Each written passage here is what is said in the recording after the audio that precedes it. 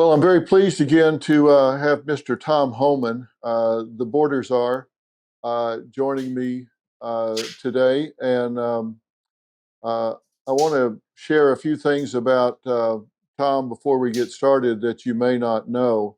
Uh, Tom is anything but a bureaucrat. He is one of those people that has done the jobs that he's now in charge of. He has not he's one of those people that doesn't ask anybody that he's now responsible for to do anything that he hasn't done. He's done these jobs. He's been on the street. He's interacted with immigrants that have come across the border legally, illegally. He's dealt with the criminals. He's been in the jobs that are now so closely scrutinized by uh, many in America and getting criticized by many in America. He's watched this change generation after generation. And now he's the one that everyone looks to that wears that badge and wears that uniform. And he's the one responsible for the highest number of recruits, highest number of applications, and I think the best morale that we have seen um, among ICE and Border Patrol, certainly since I've been aware of that agency. Mr. Holman, thanks for sitting down with me again. Good, thanks for having me, Doctor. I'm I'm always anxious to talk to you to catch up with what's going on, and I've got some very specific questions this time. I know that you've just uh, had a visit on Bill Maher's Real Time, and after speaking with him and an awful lot of the other media, I'm curious, what do you think the biggest misunderstanding is of ICE with people in America right now that are critical of ICE? I know that I think most people in America are very supportive of ICE and of Border Patrol, but I want to hear from your own I want to hear your own thoughts about what you think the biggest misunderstanding is about ICE agents and Border Patrol and the fight against illegal immigration. What do you think the biggest misunderstandings are? Exactly what they're doing. Who they arrested, and what is their priorities, what are their focus? Because if you read a lot of the media, they're out separating families, destroying communities. But that's why I like doing shows like Bill Maher. He actually brought that up in the beginning about me coming on the show and thanking me. And I told him, I said, I've never turned down an invitation. I think it's critical to do shows like that because they're the people who may not agree with what's happening because they're misinformed. So, I enjoy doing shows like that. Hopefully today, they might not all agree with me. But they understand why we're doing what we're doing and understand exactly what we're doing. Because I explained the data, who we're arresting every day. And hopefully a few more sitting back say, okay, well, now I get it. So biggest misconception is what I read in the media and what I hear from protesters about what ICE is doing. They don't have the facts, and I wish we're trying to educate them. But I would think the majority of the protesters, if they actually went to the ICE website and see exactly what ICE is doing, a lot of them will go home because they're just misinformed. And that's why I have never hesitated to be on your show because you're helping to inform. You haven't picked a side, in my opinion. You're reporting the facts. That's why I enjoy interviewing with you because you help push the facts out. And if people still want to hate us, then hate us. But hate us based on the facts, right? So I appreciate what you're doing, and I've interviewed you many times, and I appreciate you helping get facts out there. Well, it is the facts, and if we had if we had examples and incidences of border guards that were being abusive, if some of the early stories that we saw during the presidential campaign of border guards on horses that were whipping illegal immigrants. If that had been true, I would have reported on that. And now, as I've gotten to know you, you wouldn't have tolerated that for 1 minute. But we did our own independent investigation of that and could not find one single example of that being true. If something like that had been true, what would have been your reaction to that? Well, look, I was a director of ICE. I've been in management many years, and unfortunately, part of my job is I've disciplined people, I've fired people. So, the message has to be, and I tell every agent this, one bad action by one agent damages the reputation of the entire agency. So we don't tolerate it. I don't tolerate it. And like I said, one of the worst part of my jobs were, sending people home, firing them, and ending their career with ICE or Border Patrol if they step over that line. We don't tolerate it. We got enough misunderstanding and hate for what we do. We don't need to feed that. So we got to make sure we're above grade. And we always say we're held at a higher standard because the public's eyes on us, and that's what we maintain. So I watched that same video, the horse story, and I seen it, and I took me 5 seconds to say they didn't do anything wrong. They followed policy. Even the horses performed exactly how they were trained. So all the allegations coming out, like we're deporting U.S. citizen children, for God's sake, never deport a U.S. citizen child. So we got to constantly push back on this misinformation, because that's what feeds the hateful rhetoric. Is these media stories that are just stone cold, inaccurate, made up. So I spend a lot of time on media trying to set the record straight. Do you think let's use Bill Maher as an example, and I know Bill, I consider him a friend. We don't agree on everything, but he is willing to debate. Do you think you made any headway with him? Yes, I do. I spent 40 years studying people. I think he listened to my responses. Again, I've been interviewed so many times. Some of the interviews, they don't listen to responses. They got the next question already to go, right? He actually was absorbing and responding to my responses. So, yeah, I think he did. Because I explained to him that, you and I discussed many times, illegal immigration is not a victimless crime. You got to understand, when you feed this and say, well, it's just illegal immigration, you shouldn't be arresting people just for being here illegally, it causes all these other bad things to happen when you overwhelm the border patrol. These people keep coming to this country illegally because they think there's no consequences. That's when the children die crossing the border. That's when women get sexually assaulted. That's when the drugs come across, killing Americans. That's when sex trafficking skyrockets. I think he understood it, that you may not look at what ICE is doing as being humane, but when you actually look at the consequences of illegal immigration, sending a message across the world, it's not safe to take that journey, it is humane. So hopefully I got him to think about it. I know the audience, I didn't expect an applause on a few of my comments, but I did. I think I won some of the audience over because I think they understood, and we got to do more of it. And we just got to keep out there. And, if we got something bad, I'm the first one to admit it. We made a mistake. We got to change that. But a lot of the media is just inaccurate. And I don't think it's by accident. I think it's on purpose. I think they don't want President Trump to get a win. And having the most secure border in my lifetime is a win. And removing public safety threats from the community is a win. Our success, the more success we have, shows the more failure of the Biden administration. They don't want that. Homeowners, when's the last time you checked on your home title? If your answer is never, then this is for you. Scammers are stealing titles, and your equity is the target. Criminals forge your signature, and just like that, your home title can be transferred out of your name. That's why I partnered with Home Title Lock, so you can find out today if you're already a victim.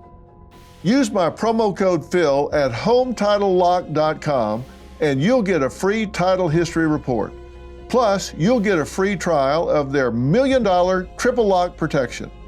That's 24/7 monitoring of your title, urgent alerts to any changes, and if fraud does happen, they'll spend up to $1 million to fix it. That's HometitleLock.com, promo code Phil. Well, let's talk about that for a second because I'm really curious, and maybe you know the answer to this, and maybe you just have an intuition about it. But you and I have been out there together. We've been on the street together. We've been at some of the protests together. And I'm curious, what is your opinion of how much of the protest and the anger and angst against ICE agents in particular, I'll ask it in two parts, is organic and natural? And how much of it do you think is actually programmed and created by professionals that are coming in and creating this?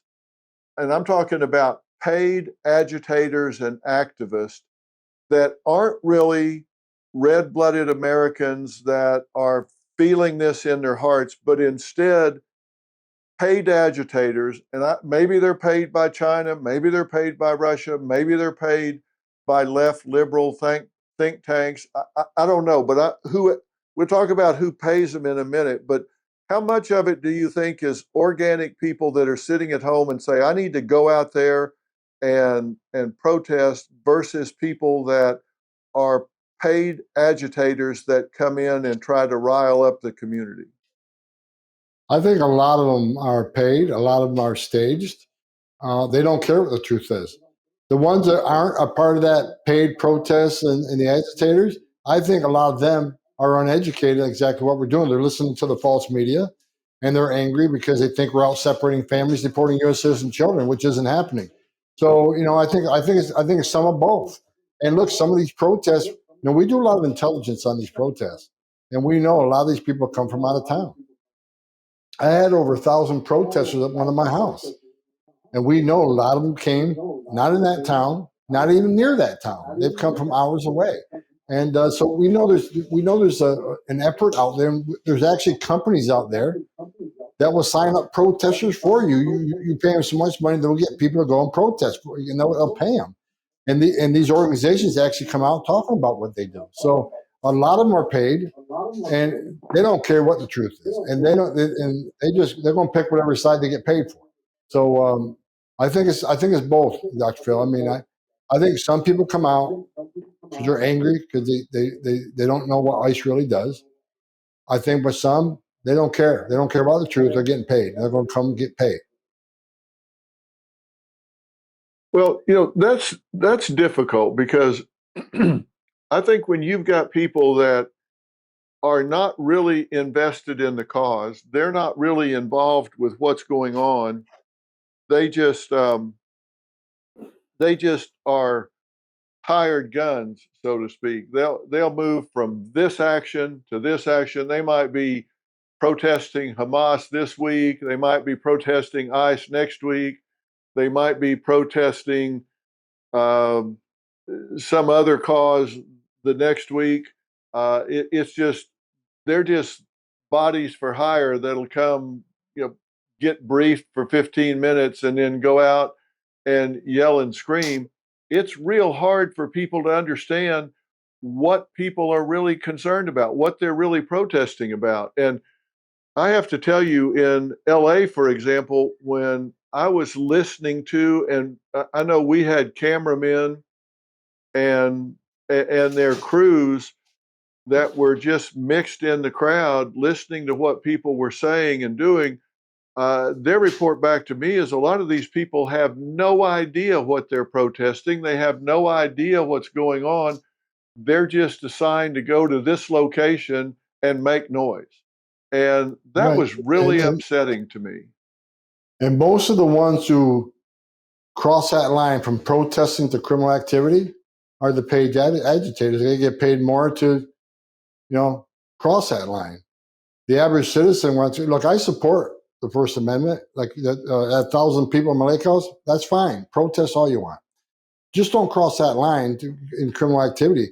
And I think from the intelligence reports I'm seeing, most of where the protests turn to criminal activity, a lot of them are being paid to do that. And that's why President Trump is committed to having the FBI investigate who's funding this.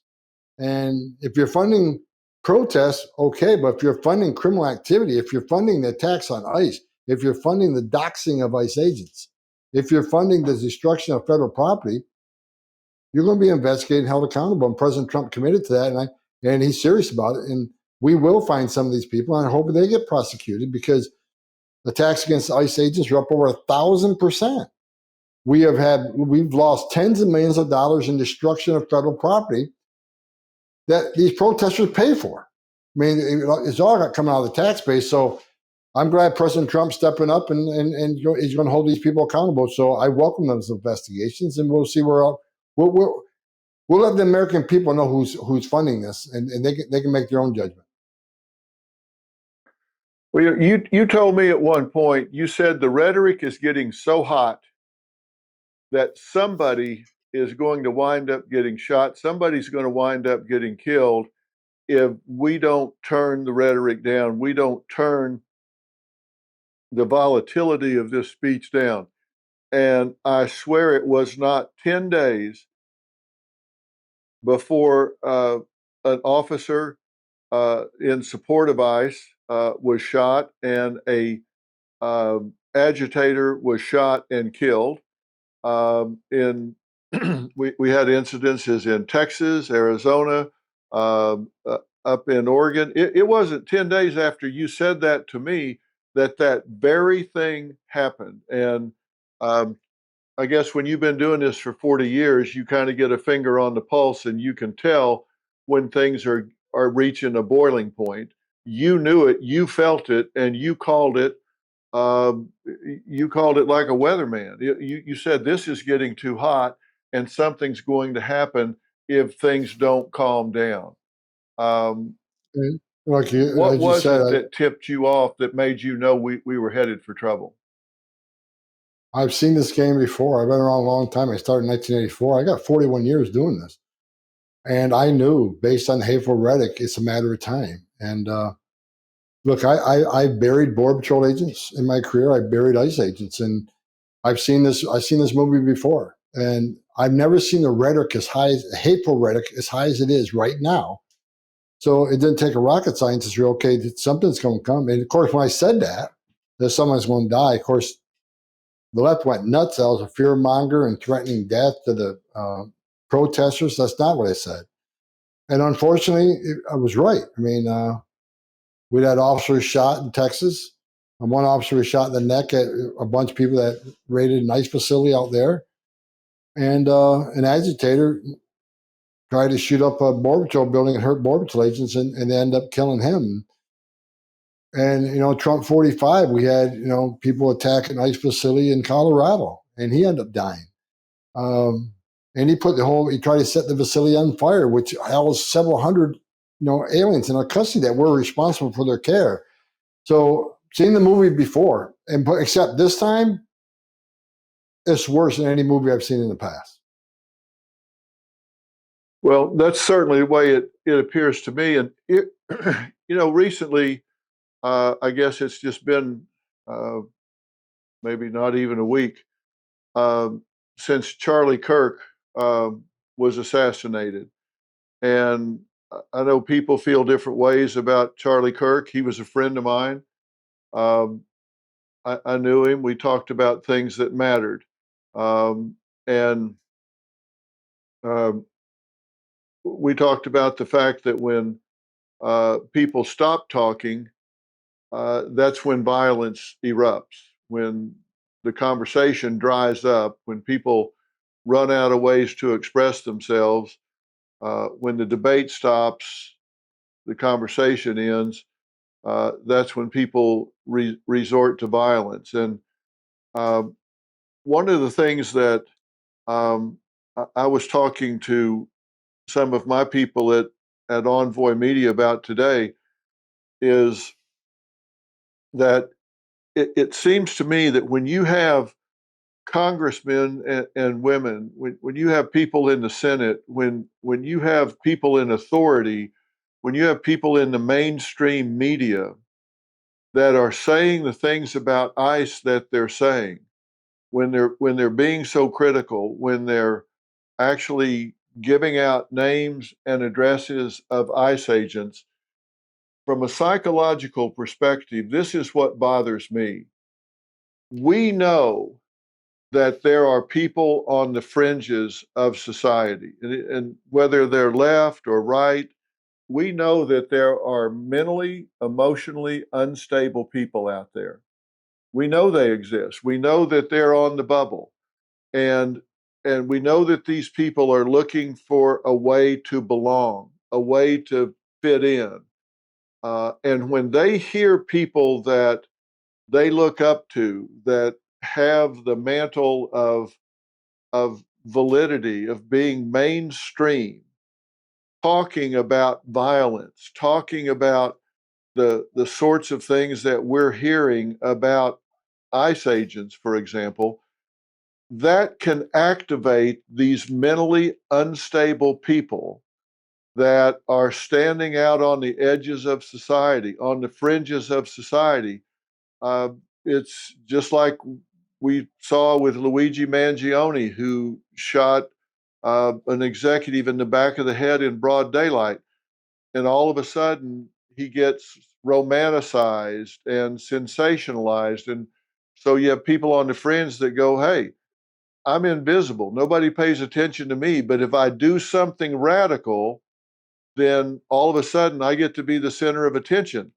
And I know that when we have congressmen talking about ICE agents the way they are, when we have the mayor of LA, when we have the governor of California talking about ICE agents in such a disrespectful way, that we're subject to having some of these people living on the fringe that say they're going to take that as license, as an invitation to do something radical, something violent against ICE agents. And I think that if we talk about this, if you and I talk about this, we're putting them on notice. And when something happens, they can't say we never intended for that to happen, because we're telling them right now, if you continue that rhetoric, you're responsible when something happens to an ICE agent. You're responsible when they get attacked, shot, their homes get um, vandalized, they get home invasions, whatever. We're putting them on notice when we have this kind of conversation. If you're 64 or older, this is important. Ever tried to pick a Medicare plan and felt like you were nailing Jell-O to a tree? Or visited the Medicare website and found it about as useful as a steering wheel on a mule? Yep, we've all been there. Medicare is confusing, and many of those helpful brokers only recommend plans that pay them the most. That's why you have got to talk to my partners at Chapter. They're the only advisors that compare every Medicare plan nationwide to find what's actually best for you. They've saved the average senior $1,100 a year. They'll even help if you're hit with wrongful medical bills. The best part? Their service is free. They can review your options in under 20 minutes. Call 352. Well, look, you're exactly right. There's no daylight between you and me on this. And look, one of the reasons since January 20th, or even before the 4 years under Biden administration, especially since January 20th of this year when President Trump became president, I have never turned down an interview. Even networks that hate my guts, I've never turned down an interview. Matter of fact, some of the White House press corps, they're surprised I'm willing to talk to anybody, because you're exactly right. When the conversation stops, the chances of violence occurring increases. We all know that. And the rhetoric is one of the reasons I have a security detail, right? Because I got a lot of threats against me and my family based on the rhetoric, based on Tom Holman's deporting U.S. citizen children, which isn't true, based on Tom Holman's a racist. Well, you got members of Congress who have used the term terrorists, Gestapo, racist, Nazis, and you're right. I'm not saying the entire Democratic Party will be, enraged and take action, but you're exactly right. There is a percentage that will feel emboldened, empowered to take action, because if a U.S. Senator thinks you're a terrorist, you must be a terrorist. So I agree 100%, and that's why I've been pushing since day one. Stop the hateful rhetoric. You can disagree with what we're doing, but the hateful rhetoric, there's no place in no place for it, especially from a member of Congress who people need to understand. They enacted the laws that ICE enforce. ICE isn't making this up. They're enforcing laws passed by Congress, and they're funded to enforce. Budget. They're appropriated funding to enforce those laws. So the Congress who wrote the law funded ICE to do it, call them terrorists. So I've said many times, if ICE are terrorists enforcing the law that you wrote, what's that make you? You wrote it. I really think a lot of them, when they use those terms, don't really believe it. But again, they don't want to give President Trump a win. And I think every congressperson, whether you're Democrat, Republican, Independent, you should want the President of the United States to succeed, number one, regardless of what party you're from. And number two, I think they have the responsibility also for their community in the districts they represent to remove public safety threats that are a danger in their communities, their constituency. And knowing that ICE is concentrating on that, you would think they want to support ICE to make their community safer, right? I looked at the numbers this morning. There's like 220,000 arrests in the interior by ICE. The numbers are right around 70% criminal. So you just do the math, real quick math. That's 150,000 illegal aliens, public safety threats that are no longer walking the streets of our neighborhoods, both in the blue areas and the red areas. So it should be a nonpartisan issue. And we're going to keep talking. We're going to keep communicating and keep educating people on exactly what we're doing and why it's important we do it. Point, the numbers are telling you that 70% of the arrests are actually criminals that you would consider public safety threats that have been removed from communities across the United States at this point. Yeah. But see, the left says they're not criminal enough. For instance, they're saying, well, a lot of these are DUIs. Do you know that over 12,000 people a year died in DUI? 34 people every day, on average, 34 people every day die from a DUI-related incident. I consider that a pretty significant public safety threat. And but they say it's not criminal enough. And when I say criminal, convicted criminals or pending criminal charges, we find an illegal alien in a jail for child molestation, and that jail releases him to the street, waiting trial. We're not waiting. He's in country illegally. He's been arrested with child molestation. We're not going to let him reoffend. We're going to remove him. That's a criminal. But you know, I read a story the other day. You know, flash. Only 1% of ICE deportations have committed murder. I mean, seriously? That's a level set now? That's what they have to commit, a murder before we enforce immigration laws in this country? There's nothing in the Immigration Act, the immigration laws, that says you got to commit yet another crime over and above illegal entry to be deported. It's just crazy, but it's right around 70%. You know, that fluctuates from month to month. But then, like I tried to explain today on the show, who's the other 30%? A lot of them are terrorists, national security threats. And most national security threats designated terrorists, special interest aliens, don't have a criminal history because they're laying low to do the dirty deed down the road. And look, our 9/11 hijackers, they didn't have criminal histories either. And look what they did. So, you know, the terrorists, we arrested thousands of national security threats. We arrest a lot of people, Dr. Phil, with final orders. These are people that were ordered removed. They had due process at great taxpayer expense. They were ordered removed by a federal judge, and they became a fugitive. So if we run across them during these operations, we're absolutely going to take them into custody. And because the message we don't want to send, you can enter the country legally, don't worry about it. You can have due process at great taxpayer expense, get ordered removed by a federal judge, don't worry about it, we're not looking for you. If that's the message we want to send to the whole world, you're never going to fix this. And people continue to die making this journey.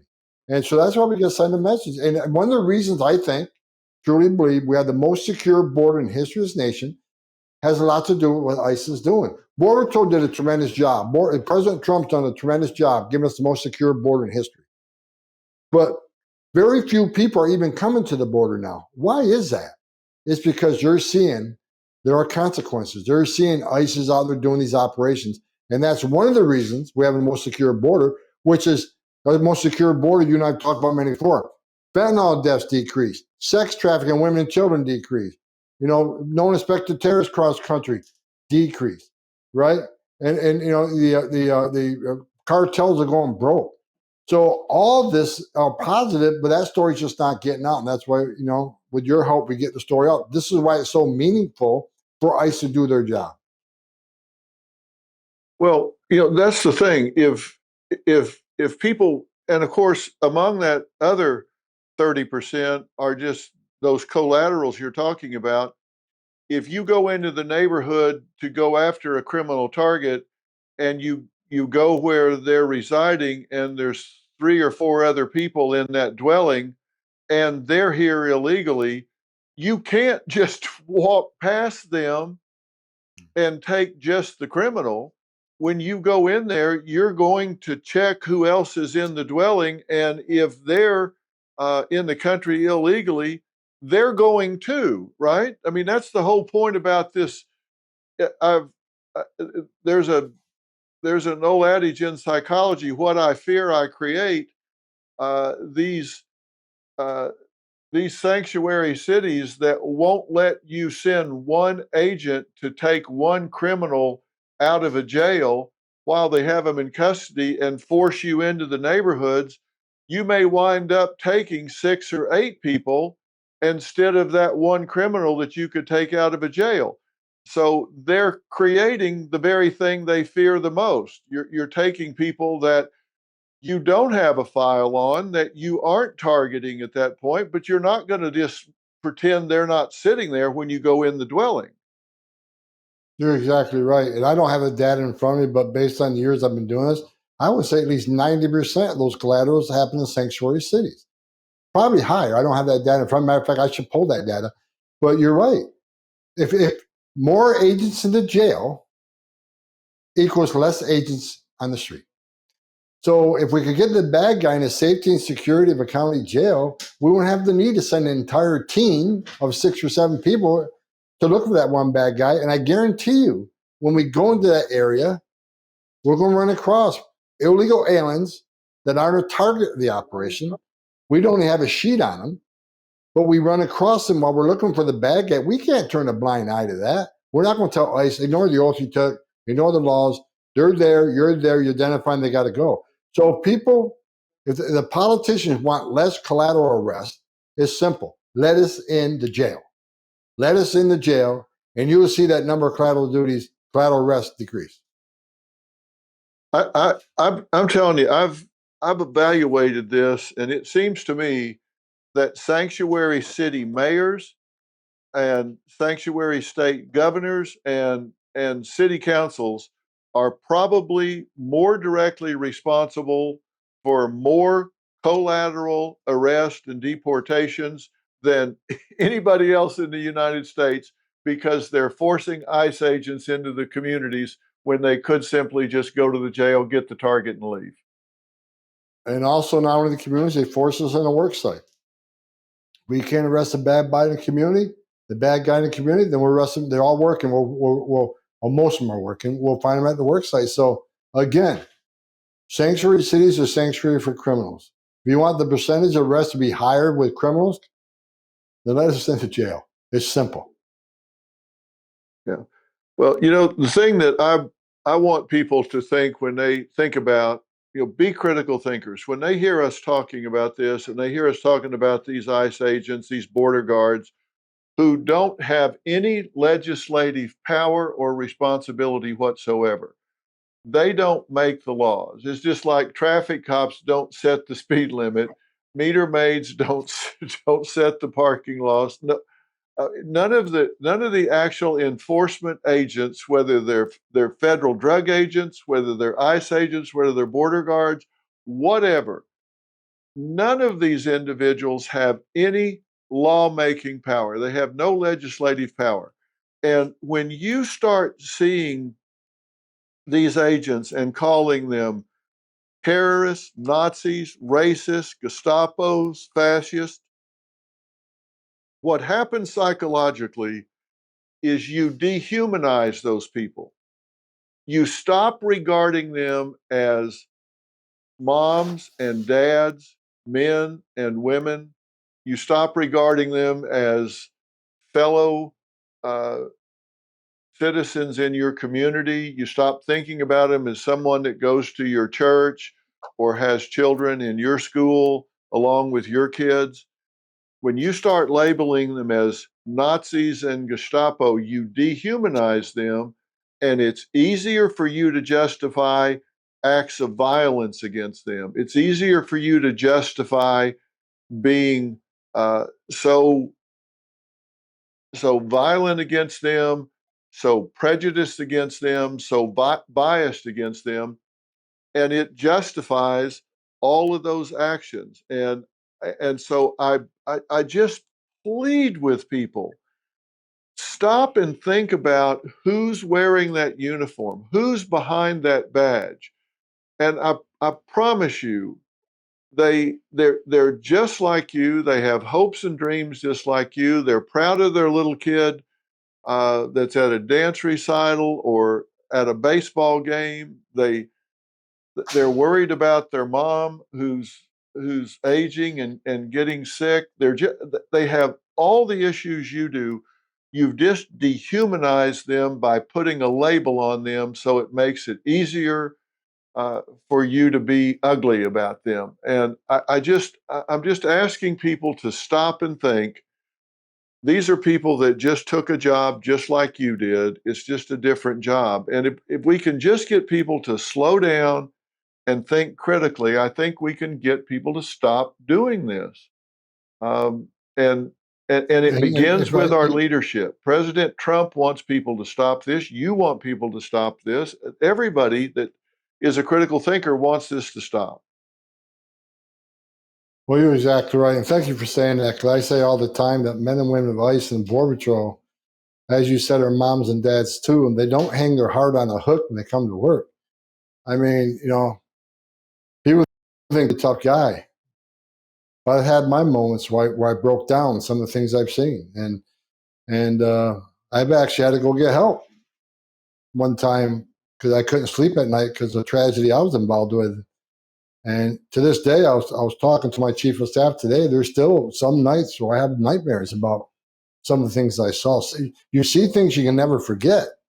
And so I broke down in front of my wife. I broke down in front of people that when I try to sell some. I'm better now, but when I used to tell the story about 19 dead people in tractor trailer, I couldn't get through it without breaking down. I can do it now, but it strongly affected me.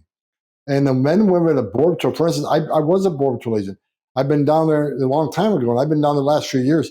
I've watched Border Patrol agents bring toys from their own kids to the facilities so the migrant children have something to play with. I've seen Border Patrol agents sit them on their lap. I saw a Border Patrol agent talk to an unaccompanied alien child that was scared to death, crying and trembling, pick that child up, hugged them, and carrying them around the rest of the night to give them some sorts of security. I've seen it. These men and women are human. When I was in the Border Patrol, I probably gave away 50% of my lunches to somebody I arrested that told me they haven't eaten in 3 days. We're not the devil. We're moms and dads too, and we got feelings. We're human. I found out just before this show, I just lost a good friend, died today. It hurts. I'm hurting right now. These men and women hurt just like they do. And it's callous to compare them to Nazis and race. I mean, are you kidding me? You're comparing them to Hitler and the genocide? Racial? Are you serious? And that's it angers us and hurts us because we have families too. For instance, you talked about the horse whipping. Do you know the spouses of those men were bullied in churches and schools? Their kids were bullied. Their father being a racist, whipping black people. Their families paid the price, and their careers will never be the same. And no apology ever came from the Biden administration once they found out they did nothing wrong. So Thank you for saying that. If anybody listens to this interview, if you want to take anything home and remember what was said, men and women who carry that badge and gun are moms and dads and people too. And they've seen a lot of tragedy in their life that they're going to take home every night and live with every night. Trust me, I do.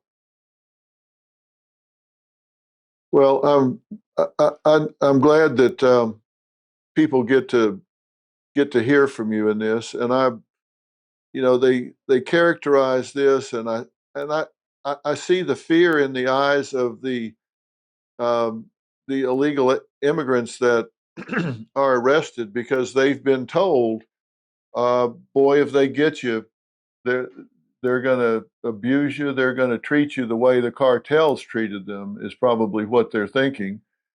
And I know in the midst of everything that was going on in L.A., I watched an agent with a young man that had been arrested that uh, was really nervous, and he was shaking and he was trembling and was really tearful, and uh, he was kind of sitting alone and didn't know what was going to happen, and the unknown was scaring him. And I, I saw an agent walk probably 30 yards to go over just to this one young man and sit down with him and put an arm around his shoulder and talk to him and get him something to drink and a candy bar and talk to him and give him some information and calm him down and take the time in the midst of everything to make him feel a whole lot better. And that agent didn't have to do that. Um, Nobody was watching. There were no cameras around. It was just an act of compassion and humanity. Um, and that agent was And Tom Holman. that happens every day across this country. We got to remember the majority of Border Patrol agents are from Hispanic background. So, it's not a racist thing. So law enforcement Way, many way times is across just the sad. room, and I saw you do it, and I Well, saw we you got take the what time to yeah, do it. I've done it myself. And law enforcement many times is sad. Some of the things we do are sad and unfortunate. When I was a cop, I did a lot of sad things. But they do it because they have to enforce law. There has to be consequences, because consequences, if you don't address bad behavior, then bad behavior is not going to change.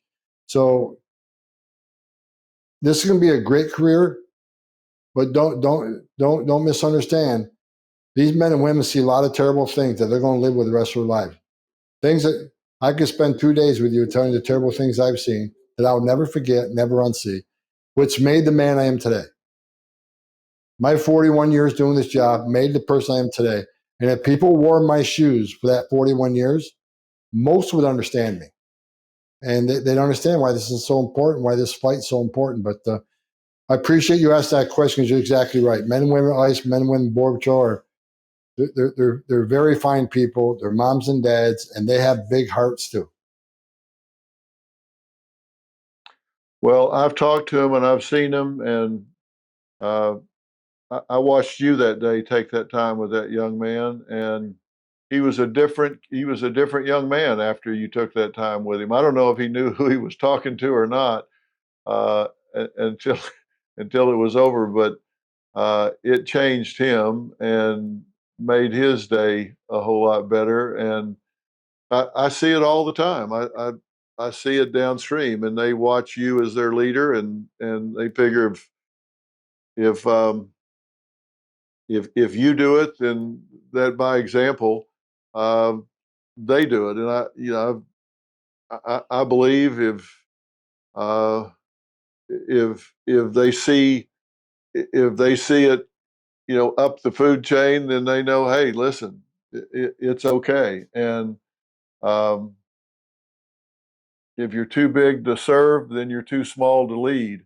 And The best you're one thing I learned is, that because you're not too big to serve.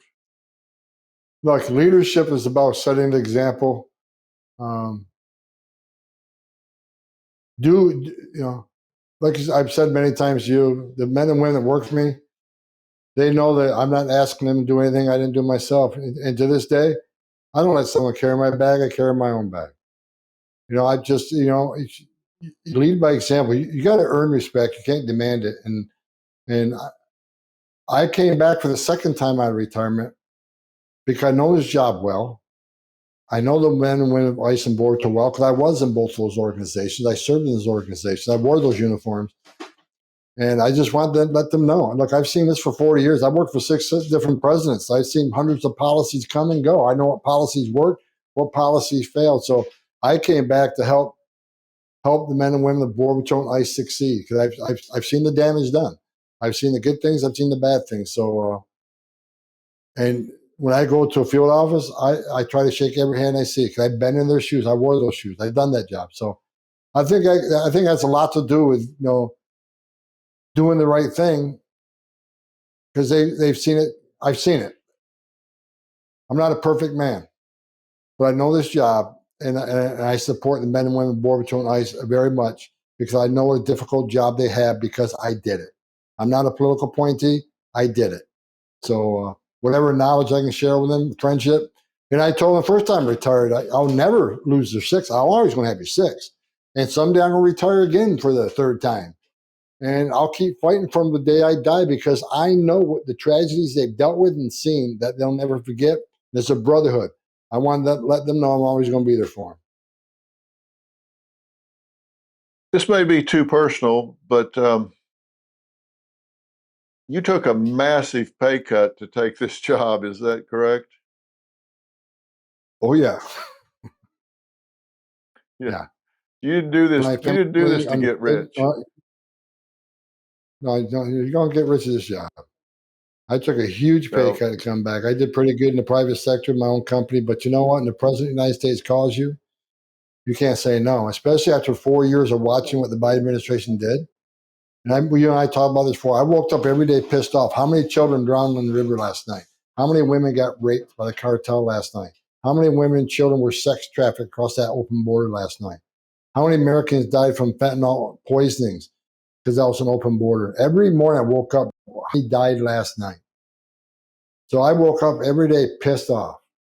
So when the president called me, wanted me to come back, my wife says, you need to go back. I said, it's going to be a huge pay cut. Huge pay cut. She goes, well, it's the right thing to do. And I don't want to see you pissed off the next 4 years because you didn't go back and try to fix it. She goes, you said it yourself. A secure border saves lives. Go secure that border and save some lives. So I took a huge pay cut, came back because I care.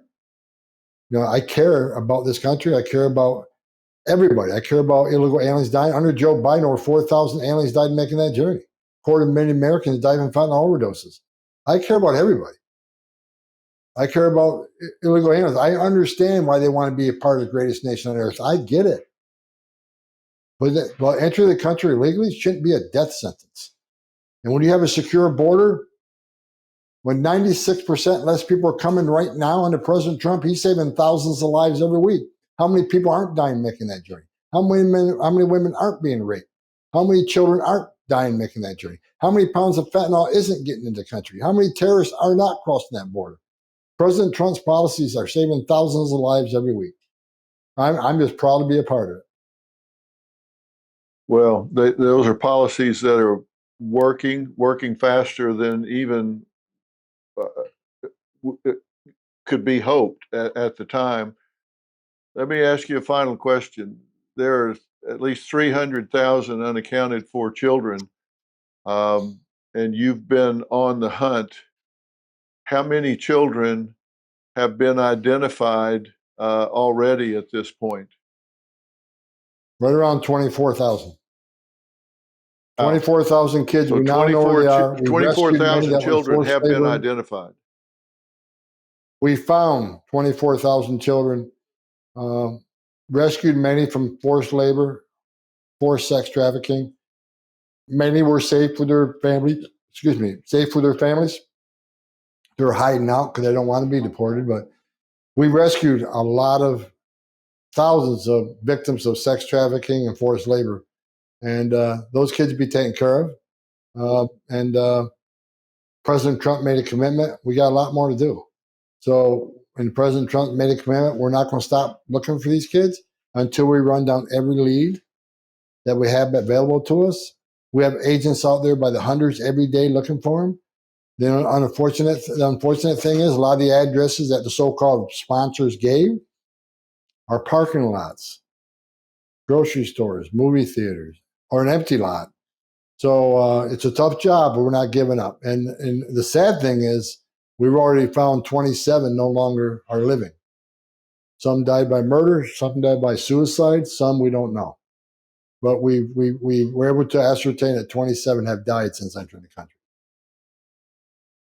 Well, God bless you for being on that hunt. And I hope you know that me and my whole team are committed to continue to keeping this word out there and continue to help in the hunt for all these missing children as well. And we're proud to support you and the men and women that you have on the team. And it is good work. And God bless you for doing it.